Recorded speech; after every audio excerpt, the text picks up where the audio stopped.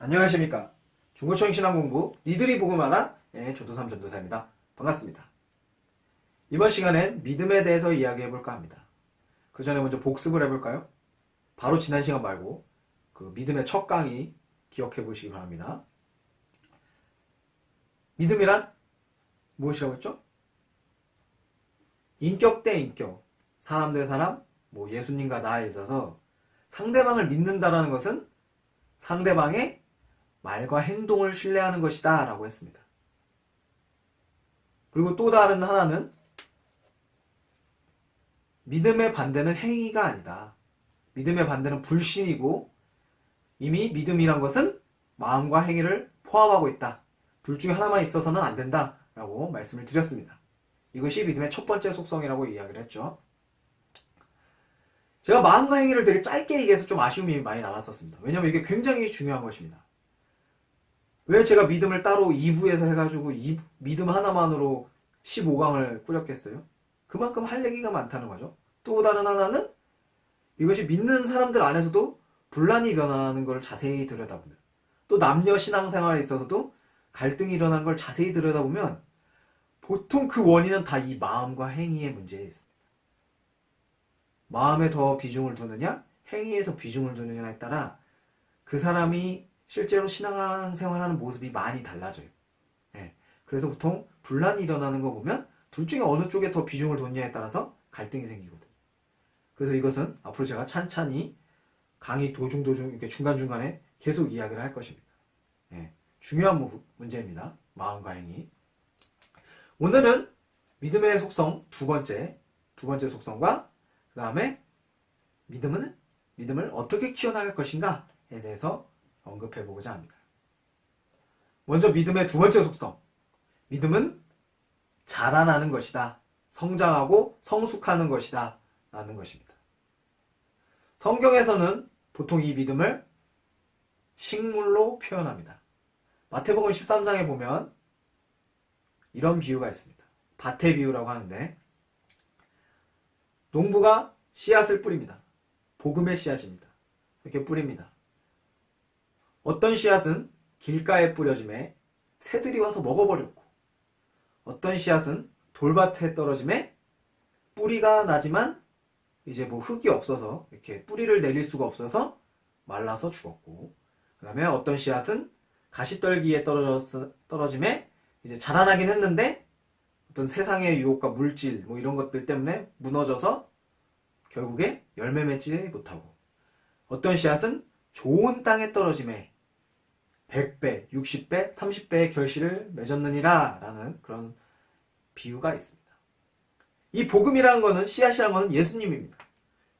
수많은 사람이 전도를 하고 다니죠. 예수를 믿으세요, 예수를 믿으세요. 안 다니는 사람도 일단 교회라는 것도 알고 예수님에 대해서도 아시는 분이 많이 계세요. 그런데 사람마다 다르죠. 길가에 뿌려진 사람, 돌밭에 뿌려진 사람, 돌밭인 사람, 마음이 심령이 돌밭인 사람, 가시떨기인 사람, 이런 사람들이 있는데 열매를 맺는 사람도 있다 이겁니다. 100배, 60배, 30배. 즉 이 비유가 말하고 싶은 건 뭐냐면, 수많은 사람들이 있는데 결실을 맺는 사람도 있고 결실을 맺지 못하는 사람도 있다는 것입니다. 그리고 이 결실에 대해서 또 이야기를 해보자면, 요한복음 15장에 보면 우리는 열매를 맺어야 한다고 말씀을 하고 계십니다. 유명한 구절입니다. 요한복음 15장도 포도나무 비유입니다. 그래서 열매를 맺지 못하는 가지는 예수님이 제거해버리신다고 했습니다. 그럼 이 열매가 뭐냐? 다른 영혼을 구원하는 것이죠. 나만 구원받은 것으로 끝나는 것이 아니라, 어떻게 보면 이것도 말이 안 되는 거죠. 나만 구원받는다는 게 말이 안 되는 거예요. 왜? 내가 결국에 다른 사람도 구원해야 내가 어떻게 보면 구원에 이를 수 있는 거예요. 이미 내 믿음에는 전도가 포함이 되어 있어야 돼요. 이것은 제가 나중에 전도에서 따로 얘기를 해드리고, 중요한 것은 결실을 맺어야 된다. 열매를 맺어야 된다. 이거를 다른 말로 하면 저는 이제 개인적으로는 사명을 감당해야 된다라고 표현을 하고 싶습니다. 하나님이 우리 사람을 창조하실 때 각 사람마다 창조하신 목적이 있으세요.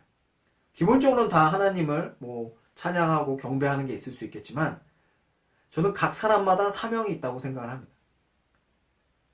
그래서 개인의 믿음이 예수님을 믿어서 믿음이 자라나고 성장하고 성숙해서 결국에 자기의 사명을 감당해야, 다른 영혼을 구원하는 자기의 사명을 감당해야 저는 진정한 구원이 있다라고 주장하는 바입니다.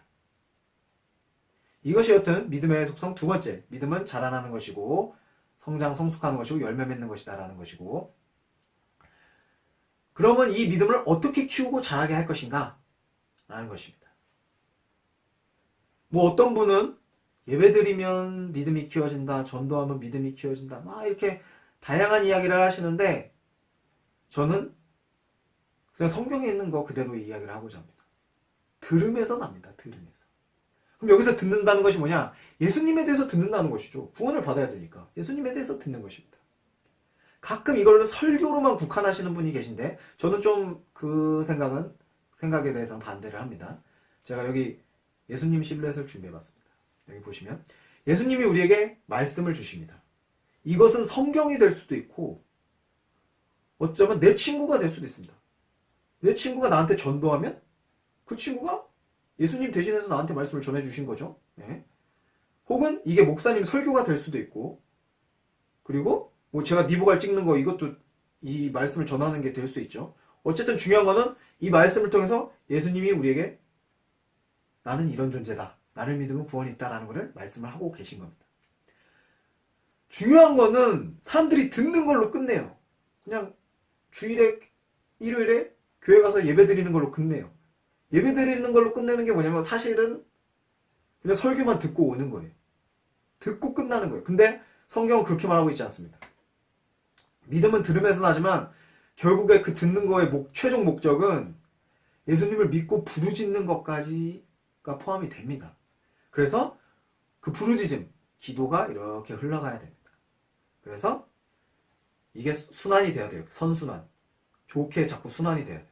이 순환이 되면서 내가 예수님에 대해 더 알아가고 예수님을 깊이 신뢰하게 되고 그렇게 믿음이 자라가게 되는 것입니다. 여기까지 이해가 되시나요? 예. 그럼 이 예배 전도 교회, 이거는 뭐냐? 이거는 믿음의 수단이 아닙니다. 이건 믿음의 수단이 아니에요.